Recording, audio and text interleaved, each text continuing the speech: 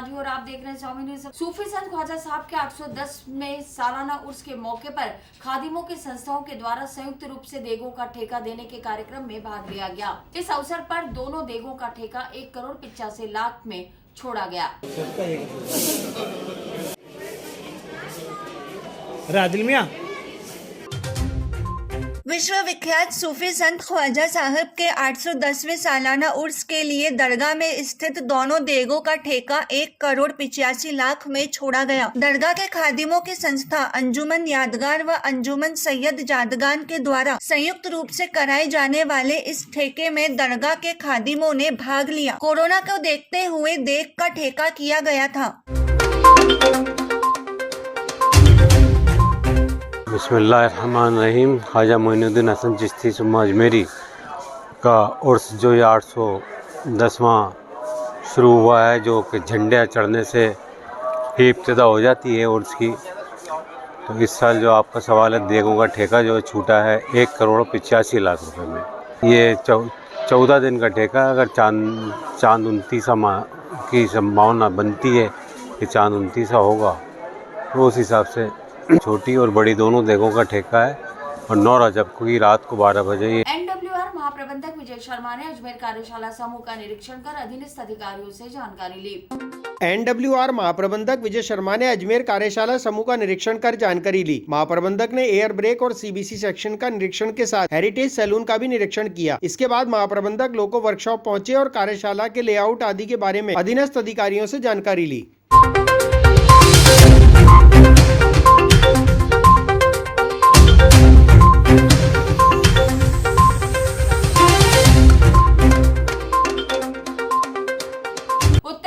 योगी सरकार के समर्थन में अयोध्या निवासी सिंधी समाज की प्रतिभाशाली बिटिया ने स्वयं गीत की रचना कर उसे अपनी सुरीली आवाज में सुनाया। अपने में भी सोचा न था, आज है वो दिन आया, हर तरफ है भगवा छाया छाया।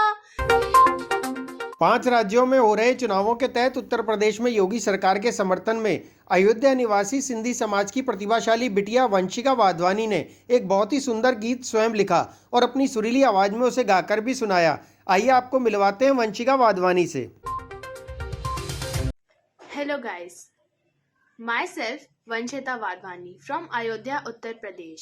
Today I am here to present my new song written by me, and the title of the song is आएंगे फिर से Yogi ji. So let's begin. स्वप्न में भी सोचा न था, आज है वो दिन आया, हर तरफ है भगवा छाया छाया। जय श्री राम के नारे से गूंजे है ये धरती सारी, क्योंकि अब आ गए हैं भगवाधारी।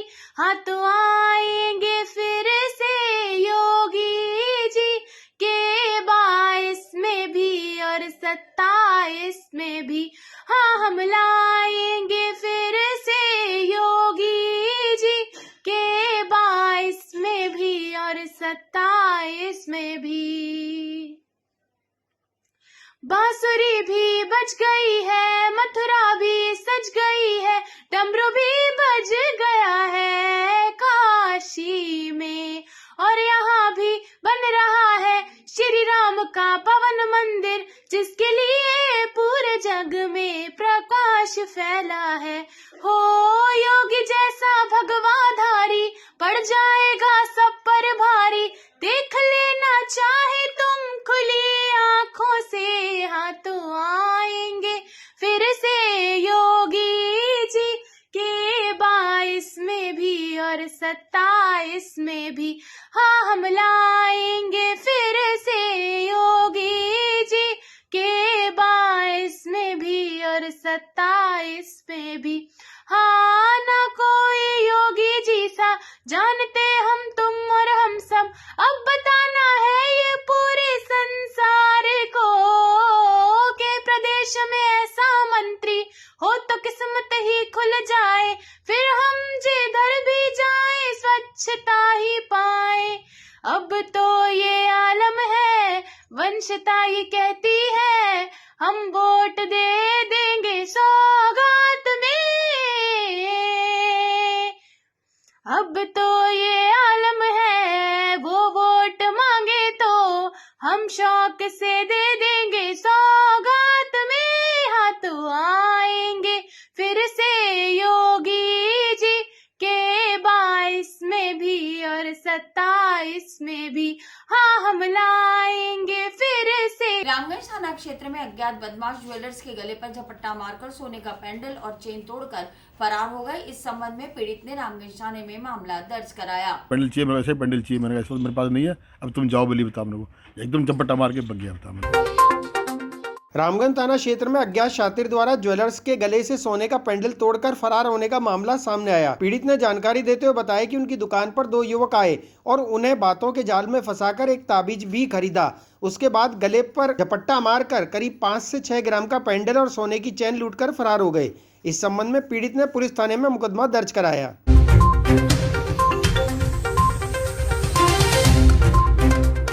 दुकान पे आया था वो और मुझसे उसने एक चांदी का ताबीज़ मांगा। मैं 100 रुपये के अंदर मैंने ताबीज़ दे दिया, उसने 100 रुपये दे दिए मेरे को। फिर उसने मेरे को बोला एक सोने का टुकड़ा चाहिए तार का, वो दो 100 मिलीग्राम का। मैंने 500 रुपये लगेंगे, जो 500 रुपये ये लो, 500 रुपये उसने दे दिए।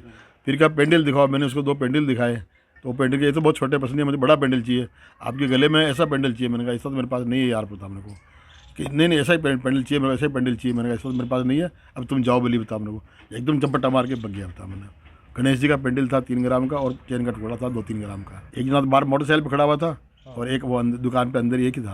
हाँ, स्टेट शहर की तरफ गए वो। बीट थी, अच्छी हाइट थी और अच्छा गोल मुँह था उसका और दाढ़ी हुई थी उसके। अपने बातों में क्या बोल जाओ, तो यूँ बात कर रहा था कि मुझे ऐसा पेंडल चाहिए मेरे को, ऐसा कर दे भर लेकर वो भग गया बता बस। दोबारा के सामने गायत्री ज्वेलर्स है, इसमें कोई ग्राहक आया था जो सोने की पेंडल दुकान मालिक का तोड़ कर लेकर चला गया है।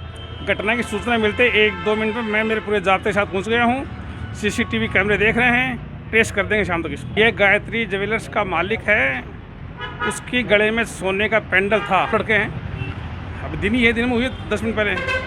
सामान रखने की बात को लेकर प्लाजा सिनेमा रोड के व्यापारी और धान का बस्ती में रहने वाले लोग आमने सामने हो गए। इस संदर्भ में दोनों पक्षों ने क्लॉक टावर थाना पहुंचकर एक दूसरे के प्रति अपनी शिकायत दर्ज कराई। और उसके साथ ही आदतन अपराधी है, आए दिन दुकानदारों को परेशान करते रहते हैं। दुकानदार क्या करते हैं अंदर मोहल्ले में, और जब हम इनको बोलते हैं तो ये मानते नहीं है, कहते बोले जाओ जहाँ शिकायत करनी है, जहाँ शिकायत करनी है वहाँ कर दो। प्लाजा सिनेमा रोड के व्यापारियों और धानका बस्ती में रहने वाले लोगों में आपस में गतिरोध के चलते मामला गर्मा गया। इस संबंध में व्यापारियों ने बताया कि धानका बस्ती से कुछ लोगों द्वारा बेवजह डराया, धमकाया और मारपीट की जाती है। वहीं धानका समाज के लोगों ने कहा कि व्यापारियों ने बेवजह गलियां बंद कर अतिक्रमण कर रखा है, जिसके कारण आने जाने वाले लोगों को परेशानी होती है। इस संबंध में दोनों पक्षों ने क्लॉक टावर थाना पहुंचकर परस्पर एक दूसरे के खिलाफ विरोध जताया। रोड के सभी दुकानदार गण हैं, हमारे पीछे बस्ती है धानका बस्ती करके, दुकानों के पीछे वहाँ निवासी है महेंद्र कटारिया और बोला, और उसके साथ ही आदतन अपराधी है, आए दिन दुकानदारों को परेशान करते रहते हैं। दुकानदारों से गाली गलौज, आज भी जो जियो की फाइबर लाइन खुद रही है उसकी बजरी रोड पे पड़ी थी, उसकी मिट्टी मलबा पड़ा था, उसके कारण आके दुकानदारों से गाली गलौज करने लग गया कि तुमने ये मलबा फैलाया है। और दुकानदार ने जब मना किया किसी बात के लिए तो फिर भी ज़बरदस्ती लड़ने लग गया और अपने साथियों को बुलाकर गाली गलौज करी और हाथापाई करने लगा। जब मार्केट वाले वहाँ पहुँचे, उन्होंने उसने समझाइश करी तो उन्होंने मार्केट को भी देख लेने की धमकी दी और उनसे गाली गलौज करी। अभी हमारी दुकानें सब गिदवानी मार्केट की दुकानें बंद है। जब तक इसका हल नहीं निकलता, पुलिस प्रशासन से हमारा निवेदन है, हमसे इनसे आए दिन होने वाली परेशानी से निजात दिलाएं, इनके खिलाफ कार्रवाई करें, नहीं तो हम अपनी दुकानें नहीं खोलेंगे। जो हमारी गली के बाहर पड़ी है, जब निगम के कर्मचारी आए उसको हटाने, तो इन्होंने अपनी दुकान की बजाय सारी मिट्टी हमारी गलियों पर लगवा दी है। लाइन से हमारी गलियों पे मिट्टी पड़ी है, ना तो कोई अंदर जा सकता, ना कोई बाहर आ सकता। उसके विरोध में जब हमारे भैया ने इनको कुछ बोला तो ये दुकानदार मिलके गाली गिलो धक्कम धुक्की सब करने लग गए और उल्टा यहाँ थाने लिया है उनको। सारा मार्केट इन्होंने बंद कर दिया। रात को 8 बजे लॉकडाउन होने के बाद भी ये 11-11, 12-12 बजे तक मार्केट वाले अंदर रहते हैं। इनसे पूछा जाए ये करते क्या अंदर, क्या करते हैं अंदर मोहल्ले में, और जब हम इनको बोलते हैं तो ये मानते नहीं है, कहते बोले जाओ जहाँ शिकायत करनी है, जहाँ शिकायत करनी है वहाँ कर दो, कोई कुछ नहीं करेगा हमारा।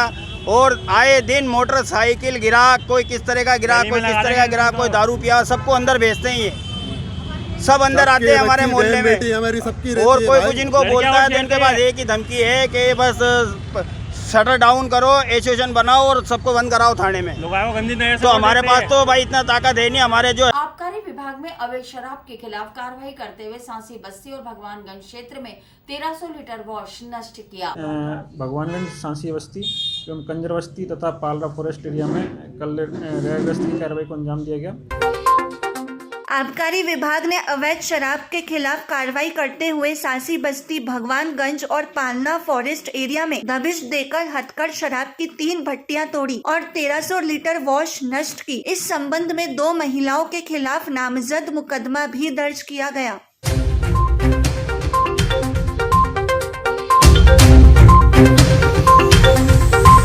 आबकारी आयुक्त महोदय राजस्थान उदयपुर द्वारा अवैध शराब की कसीदगी, भंडारण एवं परिवहन के विरुद्ध प्रभावी कार्रवाई के लिए जीरो टॉलरेंस अभियान चलाया जा रहा है। उसी अभियान के तहत वन आबकारी निरीक्षक गुरनाम सिंह द्वारा श्रीमान अतिरिक्त आबकारी आयुक्त जोन अजमेर श्री राजेंद्र सिंह राठौड़, श्रीमान विशाल दवे जिला आबकारी अधिकारी अजमेर के निर्देशन में भगवानगंज, सांसी बस्ती एवं कंजर बस्ती तथा पालरा फॉरेस्ट एरिया में कल रेड गश्त की कार्रवाई को अंजाम दिया गया। दौरान रेड गश्त विभिन्न स्थानों पर लगभग 1300 लीटर वॉश नष्ट की गई और 2 मुकदमे दर्ज किए गए। एक उनमें से चालू भट्टी का मुकदमा दर्ज किया गया तथा 3 पुरानी भट्टियां नष्ट की गई और इसी प्रकार की अवैध शराब के विरुद्ध कार्रवाई निकट भविष्य में भी निरंतर जारी रहेगी। कितनी की शराब थी लगभग? शराब 1300 लीटर वाश नष्ट की थी। वाश होता है जिससे ये हथकढ़ नाजायज शराब बनाने में उसको उपयोग करते हैं। कोई गिरफ्तारी की? गिरफ्तारी नहीं, मौके से फरार हो गए। उनकी शीघ्र गिरफ्तारी की जाकर न्यायालय में पेश किया जाएगा। आपका नाम? गुरनाम सिंह, आबकारी निरीक्षक अजमेर दक्षिण।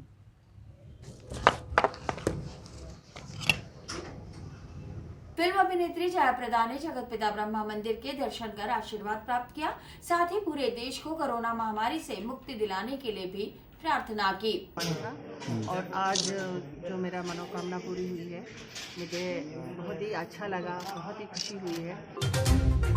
फिल्म अभिनेत्री जयाप्रदा ने आज जगत पिता ब्रह्मा मंदिर के दर्शन किए। इस दौरान उन्होंने जगत पिता ब्रह्मा मंदिर की आरती कर देश में आई कोरोना महामारी से शीघ्र मुक्ति दिलाने की प्रार्थना की। इस अवसर पर उन्होंने पत्रकारों से वार्ता करते हुए कहा कि यूपी में इस बार भी फिर से योगी सरकार आएगी। उन्होंने कहा कि यूपी में जब से भाजपा के योगी सरकार आई है, तब से यूपी में काफी विकास हुआ है।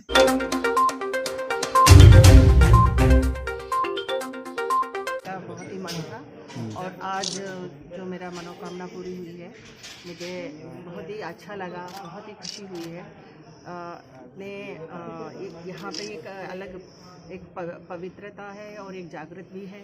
इस मंदिर से जो भी मांगते हैं वो पूरी होती है। और मास्क ज़रूर पहनिए और लोगों का डिस्टेंस मेंटेन करिए, क्योंकि अपना ये जो कोरोना से हम लोग को बच कर रहना है, तो सोशल डिस्टेंस और मास्क बहुत ज़रूरी है। हमें आएंगे भारत जनता पार्टी और हमारे योगी जी इतने अच्छे जो काम कर रहे हैं, जो योगी जी और मोदी जी हमारे लिए बहुत ज़रूरी है और देश के लिए भी।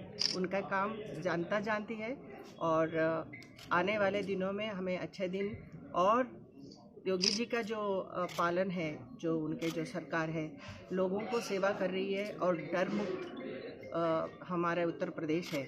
इसलिए हम चाहते हैं कि योगी जी, हमारे योगी महाराज जी वापस। रिट परीक्षा प्रकरण मामले में एबीवीपी के कार्यकर्ताओं ने रिट कार्यालय पहुंचकर जमकर प्रदर्शन किया और इस मामले की सीबीआई से जांच कराने की मांग की।